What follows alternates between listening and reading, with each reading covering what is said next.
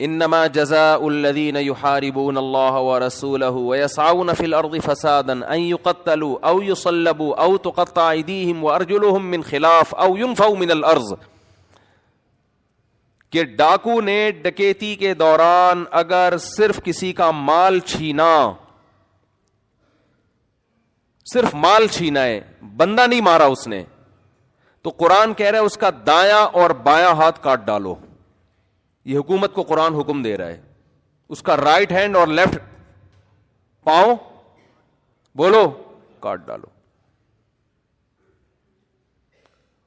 اور اگر اس نے بندہ مارا ہے تو قرآن کہہ رہا ہے کہ دایاں ہاتھ اور بایاں پاؤں بھی کٹے گا اور اس کو سولی دی جائے گی. سولی کا مطلب لٹکا کے اس کے پیٹ میں برچھا مار کے اس کو ایسے ایسے کر کے گھمایا جائے تاکہ تڑپ تڑپ کے اذیت کے ساتھ مرے. اور یہ بند کمرے میں نہیں سزا دی جائے گی، یہ کھلے عام چوک پہ سزا دی جائے گی.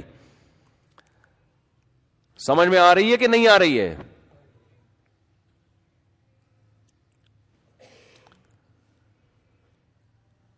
آپ ایسے لوگوں پہ طرز کھا رہے ہو. اور اچھا 4 آدمیوں نے اگر یہ کام کیا، یہ 10 نے یہ کام کیا، تو قتل ایک نے کیا ہے لیکن سزا 10 کے 10 کو دی جائے گی، کیونکہ سارے اس قتل میں برابر کے شریک، سپورٹر تھے، وہ ایک دوسرے کے سپورٹ کر رہے تھے. اکثر ڈکیتی میں ایک بندہ لوٹ رہا ہوتا ہے، ایک چھپ کے دیکھ رہا ہوتا ہے پیچھے، اس کو بھی یہی سزا ملے گی. حالانکہ نہ اس نے فائر کیا نہ اس کے پاس بندوق ہے، لیکن اس کے ساتھی ہے، اس کے ساتھ آیا ہے، تو جو سزا اس کی ہے قرآن کے مطابق وہی سزا اس کی بھی ہے. تو عدالت میں جاتے ہیں تو ماشاءاللہ وہاں ان کی آپس میں الیک سلیک ہو جاتی ہے، سیکھتے ہیں، پھر نکل کے آ جاتے ہیں. تو سندھ کا حال برباد ہو گیا. اس کا ایک ہی حل ہے کہ رینجرز کو مکمل اختیارات دیے جائیں، آن دا اسپاٹ بندہ مارنے کی مکمل پرمیشن دی جائے. جب رینجرز کو اختیارات دیے تھے کراچی میں، آپ کو پتا ہے 1 مہینے میں الحمدللہ امن قائم ہو گیا، بتے وتے سب ختم ہو گئے تھے کراچی میں. لیکن گورنمنٹ یہ اختیارات نہیں دیتی کیونکہ ان کے اپنے بندے ڈکیتیوں میں ملوث ہوتے ہیں. آئی بات سمجھ میں نہیں کہہ رہا کہ گورنمنٹ میں سب کے بندے ہوتے ہیں، لیکن بہت سو کے ہوتے ہیں، وہ خود ملوث ہوتے ہیں، بھتے چل رہے ہوتے ہیں. یہ علاقے جیسے بھیکاریوں کے علاقے ڈیوائیڈ ہوتے ہیں نا، یہاں سے دادا گیری بھائی یہ دکانوں کے بھتے میرے پاس جائیں گے، یہ علاقہ میرا ہے، موبائل سنیچنگ یہاں میں کروں گا، اس کے سارے پورا سیٹنگ ہوتی ہے. تو آخرت نہ ہوتی تو یہ اللہ کی طرف ظلم کی نسبت تھی. اللہ دنیا میں تو انصاف ملتا نہیں ہے، تو بھی مار کے ختم کر دیتا ہے، سب کو مٹی کر کے برابر کر دیتا ہے. اللہ کہتے ہیں نا نا نا نا وَلَا تَحْسَبَنَّ اللَّهَ غَافِلًا عَمَّا يَعْمَلُ الظَّالِمُونَ. ظالم لوگ جو کچھ کر رہے ہیں اللہ کو اس سے بے خبر مت سمجھو. اللہ غافل نہیں ہے اس سے.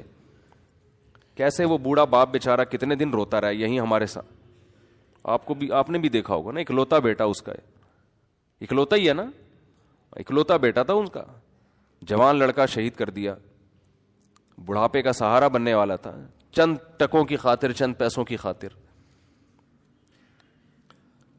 تو انشاءاللہ یہ سارا ثواب گورنمنٹ کے کھاتے میں بھی جا رہا ہے، جو اسمبلیوں میں بدبخت لوگ بیٹھے ہوئے ہیں ان کے کھاتے میں بھی جا رہا ہے انشاءاللہ یہ سارا عذاب بالکل ٹس، جب تک ان کا اپنا کوئی بندہ نہیں مرے گا.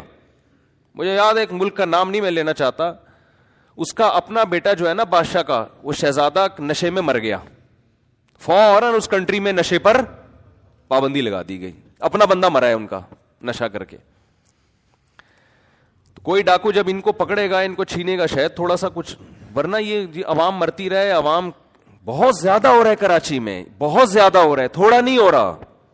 ہر ہفتے کی رپورٹ ہے.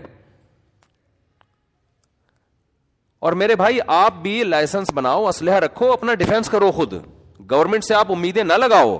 دیکھو میں ڈیفنس کا ایک طریقہ بتاتا ہوں آپ کو.